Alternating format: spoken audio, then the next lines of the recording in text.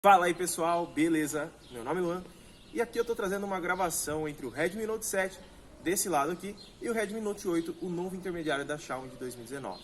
Ambos têm uma câmera de 48 megapixels e estão gravando a 1080p a 30 frames por segundo. Eu não pude fazer o teste com 1080p a 60 frames por segundo porque o Redmi Note 8 não tem essa funcionalidade, mesmo tendo um processador para isso e tendo essa funcionalidade no processamento e na câmera.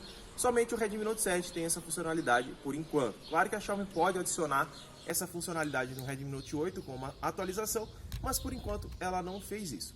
O intuito desse vídeo aqui é mostrar para você a diferença de gravação e também eu vou fazer a gravação na câmera frontal já e passar algumas fotos de comparativo para você ver se vale a pena a troca ou não do Redmi Note 7 para o Redmi Note 8 ou se vale a pena ou você adquirir o 7 ou o 8.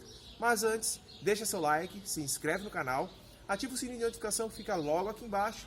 E agora eu vou passar para a câmera frontal e fazer um videozinho com a mesma resolução, mesmo frame rate, para a gente comparar entre uma e outra se teve bastante diferença na atualização do Redmi Note 7 para o Redmi Note 8. E essa é a gravação do Redmi Note 7 versus o Redmi Note 8 na câmera frontal.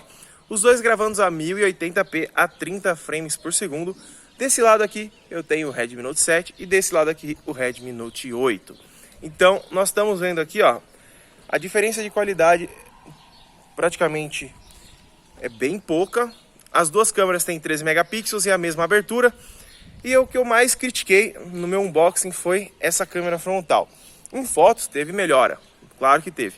A nitidez é maior, tudo, só que o sensor de uma versão para o outro não muda tanto. Então se você der uma olhada aí, ó, os vídeos você vai ver que não tem tanta diferença de um para o outro. Ó, o HDR dos dois, bem parecido. O Redmi Note 8 tá um pouco melhor, tá aparecendo mais no meu rosto. Mas quando eu saio no sol assim, ó, nós temos uma qualidade bem parecida. É mais um detalhe que o Redmi Note 8 tá ganhando, que seria também na saturação, né? Que se você der uma olhadinha ali, ó, nas plantas do fundo ali, ó, o Redmi Note 8 tá mais colorido.